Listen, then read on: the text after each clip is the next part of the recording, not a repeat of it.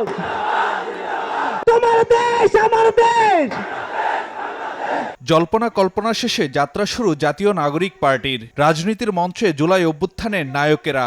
তরুণদের এই দল নিয়ে দেশের রাজনৈতিক অঙ্গনে তৈরি হয়েছে তুমুল আলোচনা, সাড়া ফেলেছে জনমনেও। দালালি না রাজপথ, ক্ষমতা না জনতা।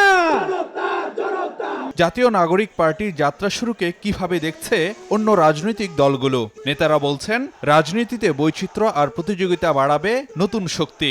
আমাদের স্টেক হোল্ডার হচ্ছে দেশের সম্মানিত নাগরিকগণ।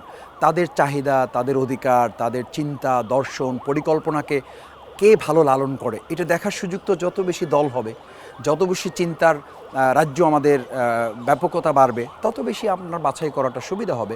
এই কারণে আমি মনে করি রাজনীতির মাঠে যদি আরও দুইটা দল হয়, আমাদের সেক্ষেত্রে আমরা ইতিবাচক চ্যালেঞ্জ হিসাবে নেব। বাংলাদেশের রাজনীতি করলে বাংলাদেশের থিম, বাংলাদেশের উদ্দেশ্য, বাংলাদেশের মর্যাদা, বাংলাদেশের লক্ষ্য, এই জিনিসগুলো সামনে আসলে ভালো হয়।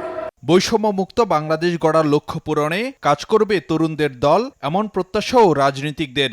আমি আশা করব নতুন কোনো দল অন্য কোনো গ্রুপের প্রশ্রয় বা স্বার্থ রক্ষাকারী দল হিসাবে গড়ে উঠবে না। 24-এর গণঅভ্যুত্থানের চেতনাকে সামনে রেখে তারা যদি ইতিবাচক রাজনীতি করে, গণতন্ত্রের পক্ষে, মুক্তিযুদ্ধের পক্ষে, অসাম্প্রদায়িকতার পক্ষে, সেটা বাংলাদেশের রাজনীতিতেও কতকগুলো ইতিবাচক উপাদান যুক্ত হবে বলেই আমি মনে করি। তবে অন্তর্বর্তী সরকারের সঙ্গে তরুণদের রাজনৈতিক দলের সম্পর্ক কেমন হবে তা নিয়ে কৌতূহল আছে রাজনৈতিক অঙ্গনে।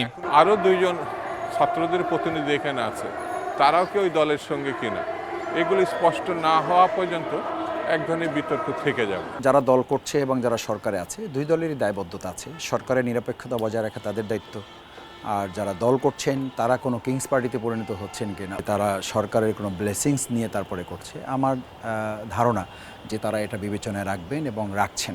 আগামী রাজনীতিতে কতটা প্রভাব ফেলবে নতুন দল তা বলার উপযুক্ত সময় এখনো আসেনি বলে মনে করেন রাজনৈতিক নেতারা।